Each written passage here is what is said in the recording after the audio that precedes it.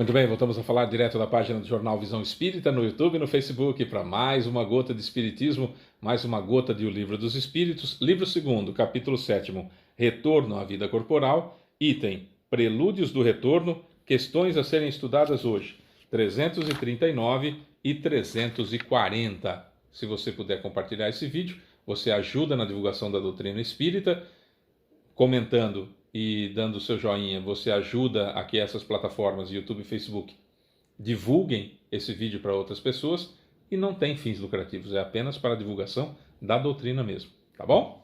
O livro que nós usamos é a tradução da editora M. 339. O momento de encarnar é acompanhado de uma perturbação semelhante àquela que acontece quando se deixa o corpo. A gente sabe que a gente já estudou isso, que no momento da desencarnação, essa perturbação, até perceber o que aconteceu, pode durar de minutos a séculos, né? A gente já viu que isso aí pode demorar. Depende do conhecimento que se tem de vida após a morte, conhecimento que se tem da situação que se encontra e principalmente da bagagem que se leva, que é aquilo que se fez de bom. Se você tiver uma bagagem boa daquilo que você fez de bom, tendo conhecimento ou não do plano espiritual, da vida após a morte, você vai ter uma reentrada na verdadeira vida, uma volta para a verdadeira vida muito boa. Se a bagagem for pequena, não importa quanto conhecimento você tenha, não, né? O momento de encarnar, então, é acompanhado de uma perturbação semelhante àquela que acontece quando deixa o corpo? Resposta: muito maior e, sobretudo, mais longa. Com a morte, o espírito sai da escravidão. Com o nascimento, entra nela. Então vamos lá. Nós estamos encarnados basicamente... o Fábio falou que todo mundo é um desses três. Não, basicamente, porque cada ser humano é de um jeito. Mas basicamente, nós estamos encarnados na Terra por 3 motivos, basicamente. A Terra para nós sendo uma escola, a Terra sendo para nós um hospital, a Terra sendo para nós uma prisão. Certo? Mas de toda forma nós estaremos escravizados, presos, unidos a esse corpo. De toda forma isso vai acontecer, né? Não tem como fugir dessa situação. Agora um detalhe importante: muitos espíritos, quando vão encarnar, depois de escolhidos o grupo de espermatozoide que tem os ingredientes necessários para que o corpo se forme da maneira que eu preciso para a minha encarnação, muitos de nós somos miniaturizados. O que é isso? É feita uma prospecção, uma espécie de um passe magnético, não é passe magnético, claro, mas só para a gente entender. E o espírito, então, adormece e o perispírito dele é transformado, é ideoplasmado, estamos falando de ideoplastia, ele é criado por força dos mentores, benfeitores espirituais, em um bebezinho. Então transforma-se o perispírito do sujeito no perispírito de um bebezinho, na forma de um bebezinho. E aí promove-se a encarnação, certo? Aí liga-se o fio prateado naquele grupo de 100 células-tronco aproximadamente, que estão lá no útero da minha mãe, tá? Muita gente é assim. Então há um estágio de perturbação muito grande desde da colônia, em que o espírito vai percebendo que vai acontecer a encarnação, acaba então entrando nesse transe hipnotizado, vou usar esse termo, não é esse o termo correto, mas só para a gente entender, e aí então o perispírito dele é transformado em bebê. E aí o que acontece? A célula-tronco copia tudo aquilo lá, a forma perispiritual, faz o melhor possível, dentro dos ingredientes que tem, copiando o perispírito, certo? E aí, conforme o corpinho vai se desenvolvendo, o perispírito está ligado ao corpo, cada molécula do perispírito num átomo do corpo, e assim, essa união faz com que a encarnação proceda naturalmente e o espírito seja aquilo que você está fazendo dele nessa encarnação. Ele traz apenas algumas tendências boas e algumas tendências ruins, mas ele é aquilo que você está fazendo dele. Ele é único e exclusivamente um livro em branco e vai crescendo até os 7 anos, quando ele termina a encarnação, e aí o aprendizado até chegar puro ainda dessa encarnação, até chegar perto da adolescência, quando aí então o espírito se mostra como ele é, ou seja, como ele era antes da encarnação, mais aquilo que se deu de instrução e de valores, dogmas, crenças e conceitos para ele nessa vida, vão se unir àquilo das outras encarnações e teremos então um indivíduo assumindo a sua encarnação definitivamente, mostrando quem é a partir da adolescência. Muitos casos é assim, há essa miniaturização.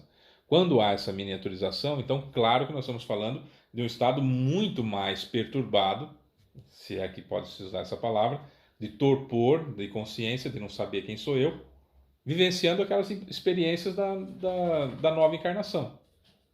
Mas há também muitos de nós que não somos miniaturizados. A gente permanece da forma que era na última encarnação ao lado do corpo. E às vezes dá aquele torpor e a gente simplesmente está no corpo. Como a gente não assumiu o corpo ainda, isso acontece na adolescência, então a gente fica meio... Essa palavra se usa muito no interior de São Paulo. Grog, a gente fica meio grog. Assim, não sabe muito bem o que está acontecendo. De vez em quando tem lucidez, principalmente quando o corpo dorme, né? Tem a lucidez, aí eu sou adulto, sou eu que estou ali do lado. Então, normalmente essas crianças demonstram um pouco mais que não estão miniaturizadas, mas isso tem que se estudar muito, não dá para em 10 minutinhos a gente falar tudo aqui num estudo desse. A gente pode até prolongar isso num domingo, num bate-papo sobre espiritismo, acerca desse assunto, mas o fato é que alguns de nós somos miniaturizados, porque precisamos disso, e alguns de nós não somos miniaturizados. Estamos ali adultos. No momento do nascimento, propriamente dito, se eu estou miniaturizado, eu não percebo absolutamente nada que está acontecendo. Se eu estou adulto e a encarnação ela vai completar-se, ela vai efetivar-se, é a palavra que eu quero, não completar-se. Ela vai efetivar-se porque o corpo vai respirar pela primeira vez, aí eu não posso desistir mais. Então, é um momento que eu fico meio grogue, meio sem saber o que está acontecendo, e aí acordo já encarnado. Certo? E eu fico nessa de perturbação. Ora eu estou no corpinho, olhando para o dedo e sentindo o líquido amniótico. Ora eu estou do lado, olhando e falando, nossa, mas aquela pessoa não gosta da minha mãe. Essa pessoa não gosta de mim. Ó, falou que é bonitinha a barriga, mas estava com uma inveja, não sei o que e tal. E ora está no plano espiritual, né? Quer seja no umbral, quer seja na colônia, se preparando, recebendo informações, volta para o corpinho, enfim, fica fazendo essas manobras. Isso no livro do Caio Mário, Minha Vida em Gestação, do seu Caibar Schutel, pelo Abel Glasser. Minha Vida em Gestação é o nome do livro, e o personagem é o Caio Mário. É extraordinário e mostra bem a situação da não miniaturização, de como o espírito reage diante da encarnação não estando miniaturizado. Livro fenomenal. Minha Vida em Gestação. Já fiz várias palestras desse livro, do Caibar Schutel por Abel Glasser. O nome do menino é Caio Mário. Tá? Então, busca aí que você vai entender bem essa situação da encarnação. Quando eu estou miniaturizado, a probabilidade de eu desistir da encarnação, voluntariamente provocar um aborto espontâneo, é muito pequena. É quase nada, quase nula. Tá? Por quê? Porque eu estou miniaturizado. Eu estou um bebê, então não vou desistir da situação. Via de regra, o Fábio falou que toda vez é assim, não foi isso que eu disse. Eu disse via de regra. Via de regra é quando o sujeito não miniaturizou, que ele observando aquilo que vai acontecer, as provas às quais ele tem que passar, as expiações pelas quais ele tem que passar, as circunstâncias dessa encarnação, ele fala assim, não vou, e desiste. Então, esse desistir que provoca, via de regra, o aborto voluntário, o espírito não estava miniaturizado. As chances disso acontecer quando o espírito está miniaturizado, ou seja, está na forma de bebê, é muito pequena, é quase nula. Certo? 340. O instante em que um espírito deve encarnar é para ele um instante solene? Cumpre esse ato como algo realmente sério e importante para ele? Resposta. Ele é como um viajante que embarca para uma travessia perigosa e não sabe se encontrará a morte nas ondas que afronta. O viajante que embarca sabe a que perigos se expõe, mas não sabe se naufragará. Assim é o espírito. Ele conhece o tipo de provações às quais se submete, mas não sabe se sucumbirá. Aliás, via de regra, a gente acha que vai passar em todas as provas e que a gente tem condições de passar por todas elas. Aqui é que a gente dá uma preguiçada às vezes, né? Mas, como eu disse, o espírito estando consciente ao lado do corpinho que se desenvolve, ele pode ver as provas se aproximando, ver as dificuldades pelas quais ele vai passar no relacionamento com os pais, no relacionamento com os irmãos, na vida social que ele está inserido naquela situação, nos inimigos que vai reencontrar, pode desistir. Pode desistir. Assim como a morte do corpo é uma espécie de renascimento para o espírito, a reencarnação é para ele uma espécie de morte, ou antes, de exílio e de clausura. Ele deixa o mundo dos espíritos pelo mundo corporal, como o homem deixa o mundo corporal pelo mundo dos espíritos. O espírito sabe que reencarnará, como o homem sabe que morrerá. Mas, como este, o espírito só tem consciência disso no último momento, quando é chegada a sua hora. Então, nesse momento supremo, a perturbação se apodera dele, como no homem que está em agonia. E essa perturbação persiste até que a nova existência esteja nitidamente formada. A aproximação do momento de reencarnar é uma espécie de agonia para o espírito. No livro Nosso Lar, no filme também tem isso, o Lísias está extremamente chateado, chorando, quando ele conta para o André Luiz que alguém muito querido dele está encarnando, está reencarnando. Foi para a área da preparação, do planejamento encarnatório, enfim, já deixou a colônia, já foi para essa ala específica, onde vai acontecer o plano encarnatório propriamente dito, e vai encarnar. E é uma tristeza muito grande para os espíritos. Falam, poxa vida, foi lá. O que será que vai acontecer? Porque o que acontece?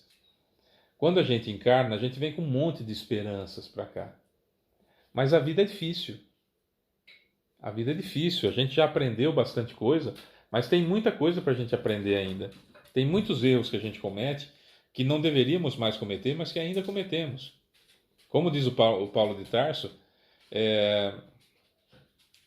o mal que eu não quero, eu faço. E o bem que eu quero, não consigo fazer. Falando com as minhas palavras, né? Não textualmente. Porque é exatamente isso, né? Você vê o Paulo de Tarso.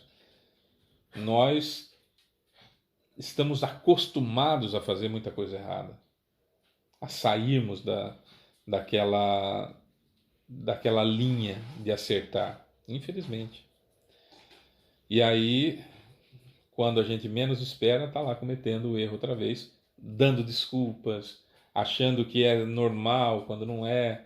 Então essa luta constante, ela tem que existir. E vou repetir uma frase que eu falo bastante, principalmente no Evangelho segundo o Espiritismo, que a gente faz no Evangelho no Lar, toda quarta-feira, mas também no bate-papo sobre o Espiritismo ao vivo nos domingos, nas palestras em geral, enfim, que é do capítulo 17 do Evangelho segundo o Espiritismo, dos Sede Perfeitos, que é: reconhece-se o verdadeiro espírita, isso é importantíssimo para nós, reconhece-se o verdadeiro espírita por sua transformação moral e pelos esforços que faz para domar suas más inclinações. Traduzindo, reconhece-se o verdadeiro espírita, ou seja, a ideia do cristão, ela parte do princípio que transforme-se moralmente. Reconhece o verdadeiro espírita por sua transformação moral. Descobriu que é errado, para de fazer. e pelos esforços que faz para domar as más inclinações, e pela luta diária contra você mesmo para não fazer de novo aquilo que você está acostumado a fazer há tanto e tanto e tanto e tanto tempo. O pensamento vem, expulsa ele, o pensamento volta, expulsa ele, e vai. E vai. Ah, Fábio, eu não quero trair a minha esposa de jeito nenhum, eu a amo, tal, mas vem os pensamentos na minha cabeça. O pensamento vai vir, não quer dizer que você seja ruim e que você esteja, naquele momento, traindo a sua esposa. A traição pelo pensamento, como diz Jesus, é quando você aceita aquela sugestão do pensamento e se imagina tendo um relacionamento com aquela pessoa. Aí você aceitou a sugestão.